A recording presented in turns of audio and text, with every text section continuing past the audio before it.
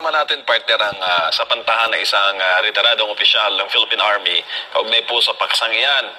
Kung ano bang mga dynamics, pag magkakaroon ng mga command conference, ano bang mga pinag-uusapan, normal lang ba yung may mga sagutan o may mga hindi pagkakaintindihan at palitan ng iba't ibang mga pananaw pag may mga ganoong pagtitipon.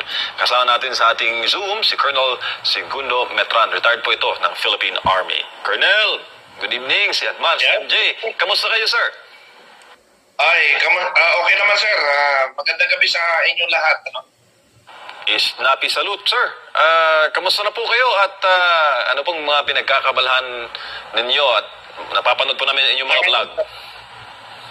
Ang aking pinagkakaabalahan ngayon kung saan kami ni Captain Dado, ni Supremo, nag-usap kami dalawa since April 9. Nagbuo kami ng